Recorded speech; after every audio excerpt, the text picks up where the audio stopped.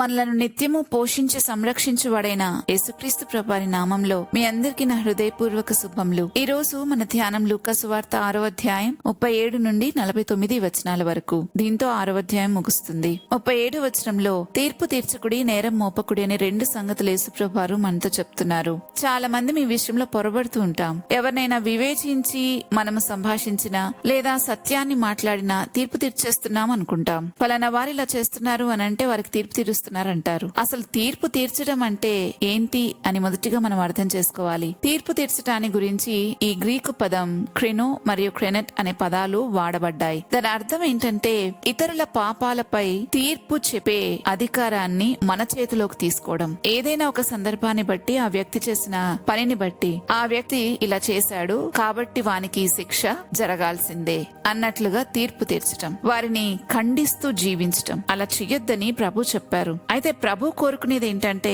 కనికరంతో వ్యవహరించాలని, క్షమించాలని. అప్పుడు మనం కూడా క్షమాపణ పొందుకుంటాం గనక. అయితే వివేచించి అందులో తప్పులు తెలుసుకోవడంలో తప్పు లేదు, కానీ వాళ్ళు ఇలా చేశారు కాబట్టి వారు పలానా శిక్షకు అర్హులు అని చెప్పటం తీర్పు తీర్చటం. శిక్ష విధింపబడాలి అని కోరుకోవడం, దేవుని స్థానంలో ఉన్న వారిలాగా వారి మీద తీర్పు తీర్చటం, వారిని ఖండించటం. ఈ ఒక్క మాటలో చెప్పాలంటే గర్వంతో, ప్రేమ లేకుండా ఎదుటి వారి మీద నేరం మోపుతూ మాట్లాడటమే. ఇంకొన్నిసార్లు జరిగిపోయిన వాటిని గురించి, ఆయా మనుషుల గురించి అనుకుంటాము. వాళ్ళు చేసిన పనికి వాళ్ళు ఫలితం అనుభవిస్తున్నారు. అలా బ్రతికితే అలాగే అవుతుంది. దేవుడే వారిని శిక్షిస్తున్నాడు, అందుకే వారికి ఇలా జరిగింది. ఇలాంటి మాటలన్నీ కూడా ఆ తీర్పు కిందకే వస్తాయి. మనం ఒకటి గుర్తు పెట్టుకోవాలి. ఎవరైతే అందుకే వారికి ఇలా జరిగింది అని అనుకుంటారో, అలా అనుకున్న వారికి కూడా అదే తీర్పు తీర్చబడుతుంది. వారికి కూడా అలాగే జరుగుతుంది. ఎందుకంటే దేవుని మాట ఎప్పుడు శాసనం. అది ఎవరు ఎలాంటి తీర్పు తీరుస్తారో వారికి అలాగే తీర్పు తీర్చబడుతుంది అని దేవుడు మాట సెలవిచ్చారంటే దాని ప్రకారమే అది జరుగుతుంది. మన నోటి నుండి వచ్చే మాటలు కూడా విత్తనాలు లాంటివి. ఏమి విత్తుతామో అదే కోసుకుంటాం, ఏం మాట్లాడతామో అదే ఫలాన్ని పొందుకుంటాం. వాళ్ళు చేసిన పనికి అదే ఫలితం అని అన్నామనుకోండి, మనకు కూడా అదే ఫలితం దక్కుతుంది. మనం అలాంటి పని కాకపోతే ఇంకొక పని చేస్తాం. కాబట్టి చాలా జాగ్రత్తగా, ప్రేమతో, కనికరంతో అన్ని విషయాలలో వ్యవహరించాలి. ఇంకా 38వ వచనంలో క్షమించుడి, అప్పుడు మీరు క్షమింపబడుదురు, ఇయ్యుడి, అప్పుడు మీకు ఇయ్యబడును, అణచి కుదిలించి దిగజారునట్లు నిండు కొలతను మనుషులు మీ ఒడిలో కొలుతురు. మీరు ఏ కొలతతో కొలుతురో ఆ కొలతతోనే మీకు మరలా కొలవబడినని చెప్పాను. ఇవన్నీ కూడా దేవుని రాజ్యంలోని నియమాలు. మనం ఇస్తే మనం తిరిగి ఎలా ఇస్తామో అలాగే పొందుకుంటాం. మనం ఎంత ఇస్తామో అంతా తిరిగి పొందుకుంటాం. సామెతల పుస్తకం 11వ అధ్యాయం 24-25 వచనాల్లో సొలొమోను చెప్తున్నాడు, వెదజల్లి అభివృద్ధి పొందిన వారు కలరు, తగిన దానికన్నా తక్కువ ఇచ్చి లేమికి వచ్చువారు కలరు. ఔదార్యం గలవారు పుష్టి నొందుదురు, నీళ్లు పోయేవానికి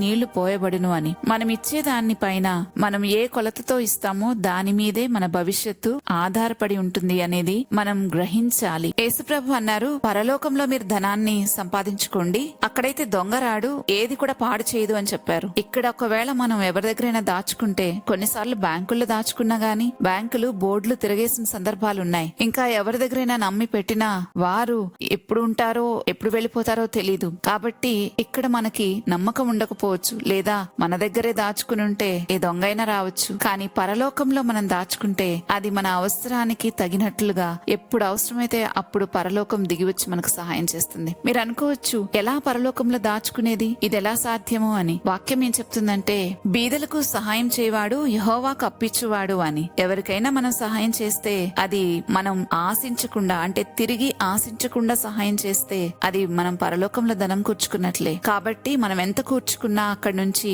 మనం ఇక్కడ పొందుకుంటాం, అక్కడ పొందుకుంటాం. మన రిటర్న్స్ చాలా బాగుంటాయి. మనం చేసే మేలు మనుషులు గుర్తుపెట్టుకోలేకపోవచ్చు, కానీ ప్రభు అయితే అన్నిటినీ గుర్తుపెట్టుకుంటారు, అన్నిటినీ రికార్డ్ చేస్తారు. కాబట్టి మనకి ఎప్పుడు ఏది అవసరమైతే ఆ సమయాన పరలోకం నుంచి మనకు వెంటనే సహాయం అందుతుంది. అందుకనే మనం ఎప్పుడు మంచి కొలతతో ఇతరులకు సహాయపడితే అది మనకే మేలు. మనం చేసే ప్రతి పని ప్రేమతో చేస్తే దానిని పరలోకము గుర్తిస్తుంది. చాలా మంది అనుకుంటారు, ఇవ్వటానికి ఏముంది, ఏదైనా డబ్బో వస్తువులో ఇవే కదా అని. కానీ దేవుని రాజ్యంలో ఇవ్వడం అంటే వీటితో పాటు, అంటే డబ్బు, వస్తువులు, వీటితో పాటు క్షమాపణ, కనికరము, సహాయము, ప్రేమ, ఆదరణ, ప్రోత్సాహం ఇవన్నీ కూడా లెక్కింపబడతాయి. ఇంకా తర్వాత మనం 39 నుండి 42 వచనాలు చూస్తే, మరియు ఆయన వారితో ఉపమానం చెప్పెను, గ్రుడ్డివాడు గ్రుడ్డివానికి దారి చూప చెప్పగలడా? వారిద్దరూ గుంటలో పడదురు కదా. శిష్యుడు తన బోధకుని కంటే అధికుడు కాడు. సిద్ధుడైన ప్రతివాడును తన బోధకుని వల్లే ఉండును. నీవు నీ కంటిలో ఉన్న దూలంను ఎంచక నీ సహోదరుని కంటిలో ఉన్న నలుసును చూడనేలా? నీ కంటిలో ఉన్న దూలంను చూడక నీ సహోదరునితో, సహోదరుడా, నీ కంటిలో ఉన్న నలుసును తీసివేయనిమ్మని నీవెలాగూ చెప్పగలవు? వేషధారి, మొదట నీ కంటిలో ఉన్న దూలంను తీసివేయము, అప్పుడు నీ సహోదరుని కంటిలో ఉన్న నలుసును తీసివేయటకు నీకు తేటగా కనబడను. ఈ వచనాలన్నిటిని బట్టి మనకు అర్థమవుతుంది, తనను తాను సర్దిద్దుకోకుండా ఇతరులను నడిపించాలనుకోవడం అంధత్వం, వేషధారితనం. ప్రభువు ఇలాగే పిలుస్తున్నారు. ముందుగా మన హృదయాన్ని పవిత్రపరచుకుంటేనే ఇతరులకు మంచి దారిని చూపించగలమని తేటగా అర్థమవుతుంది. అయితే 43 నుండి 45 వచనాలు గమనించినట్లయితే, ఏ మంచి చెట్టును పనికిమాలిన ఫలములు ఫలింపవు, పనికిమాలిన చెట్టు మంచి ఫలములు ఫలింపవు. ప్రతి చెట్టు తన ఫలం వలన తెలియబడును. ముండ్ల పొదలో అంజూరపు పండ్లు ఏరుకొనరు, కోరింద పొదలో ద్రాక్ష పండ్లు కోయరు. సజ్జనుడు తన హృదయమున మంచి ధననిధిలో నుండి సత్విషయములు బయటికి తెచ్చును, దుర్జనుడు చెడ్డ ధననిధిలో నుండి దుర్విషయములను బయటకు తెచ్చును. హృదయం నిండి ఉండు దానిని బట్టి ఒకని నోరు మాట్లాడును. ఇక్కడ 43వ వచనంలో ప్రభువు మాట్లాడుతున్న మంచి ఫలము అనే విషయాన్ని గురించి గలతీయులకు రాసిన పత్రిక 5వ అధ్యాయం 22వ వచనంలో పౌలు స్పష్టంగా పేర్కొన్నాడు. అదేంటంటే ఆత్మఫలమైన ప్రేమ, సంతోషం, సమాధానం మొదలగు వాటిని గురించే ఇక్కడ ప్రభువు మాట్లాడుతున్నారు. ఒక మనిషిలో ప్రేమ ఉంటే వారిలో మంచి ఫలమున్నటే. పరలోకం ఒక వ్యక్తిని మంచివాడా కాదా, మంచిదా కాదా అని గుర్తించేది ఈ ఆత్మఫలమైన ప్రేమ, సంతోషం, సమాధానం, దీర్ఘశాంతం, దయాళుత్వం మొదలైన వాటితోనే. ఈ ఆత్మఫలం ఎవరిలో అయితే, ఈ ప్రేమనే ఆత్మఫలం ఎవరిలో అయితే కనబడుతుందో వారిని పరలోకం గుర్తిస్తుంది శిష్యులు అని. అలాంటి వారు దేవుని మహిమ కొరకే జీవిస్తారు అని పరలోకం గుర్తిస్తుంది. ఈ విషయాలన్నీ మనం యోహాను సువార్త 15వ అధ్యాయంలో చదువుతాం. పనికి మాలిన చెట్టు మంచి ఫలము ఫలించదు అని ప్రభు చెప్పారు. అలాంటి వారి దగ్గరకు వెళ్లి మంచి ఫలం కోసం ఆశిస్తే, అంటే చెడ్డవారి దగ్గరకు వెళ్లి మేలు జరుగుతుందని ఆశిస్తే అది వ్యర్థ ప్రయాసే. అందుకే ప్రభు అంటున్నారు, ముండ్ల పొదలలో అంజూరపు పండ్లను ఏరుకోలేరు అని. ఎవరైనా హృదయంలో సంతోషం లేకపోతే అలాంటి వారి దగ్గరికి వెళ్లి మనం సంతోషాన్ని ఆశించొచ్చా? అది అసలు అక్కడ దొరుకుతుందా? వారి మనసులో సంతోషం లేనప్పుడు వారి మనసంతా అశాంతితో నిండుకున్నదని అర్థమవుతుంది కదా. అలాంటి వారి దగ్గరికి వెళ్ళినప్పుడు వాళ్ళు మనల్ని కూడా ఆ శాంతితోనే నింపుతారు. నా దగ్గర లేని దాన్ని నేను ఇతరులకు ఇవ్వలేను కదా. ఎవరి హృదయం దేనితో నిండి ఉంటే అదే నోరు మాట్లాడుతుంది. మనం చాలా సార్లు అనుకుంటాం ఎవరికైనా దేవుని గురించి చెప్పాలి అని, కానీ మనకేమి గుర్తురాదు. ఎందుకంటే మన హృదయం దేవుని వాక్యంతో నిండి లేదు. అందుకే నోరు మాట్లాడలేకపోతుంది. మన హృదయాన్ని దేనితో నింపుకుంటామో జాగ్రత్తగా చూసుకోవాలి. అది లోకంతో నిండుకుని ఉంటే లోకం సంగతులే మాట్లాడుతుంది. వాక్యము, దేవుని సంగతులు, దేవుని జ్ఞానముతో నింపబడి ఉంటే అదే నోరు మాట్లాడుతుంది. సామెతల 10వ అధ్యాయం 11వ వచనంలో నీతిమంతుని నోరు జీవపు ఊట అని రాయబడింది. ఎందుకంటే నీతిమంతుల హృదయంలో జీవధారలుంటాయి. దేవుని వాక్యముతో నింపబడి ఉంటుంది కాబట్టి. సామెతల 4వ అధ్యాయం 23వ వచనంలో కూడా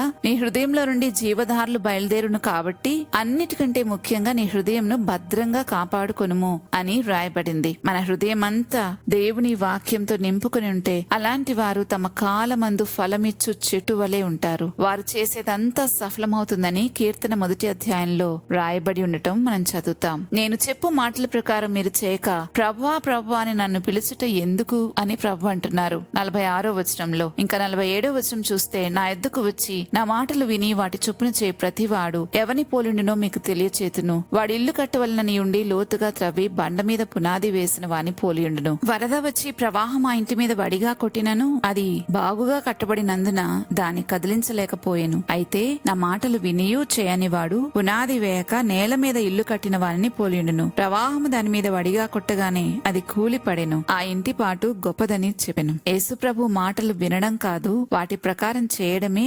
జీవితాన్ని బలమైన పునాదిపై కట్టుకోవడం అనే విషయాన్ని ప్రభు ఇక్కడ చెప్తూ ఉన్నారు. అలా చేయని వారి జీవితం పరీక్షలు వచ్చినప్పుడు తప్పకుండా కూలిపోతుంది. విశ్వాసాన్ని కోల్పోతారు, నిలబడలేరు. కానీ దాని ప్రకారం, అంటే వాక్య ప్రకారం జీవించిన వారు మాత్రమే స్ట్రాంగ్ గా నిలబడి వారితో పాటు ఇంకొందరికి ఆశ్రయం ఇవ్వగలుగుతారు. క్రైస్తవ జీవితం అంటే వాక్యాన్ని కేవలం వినడం మాత్రమే కాదు, దాని ప్రకారము జీవించటమే.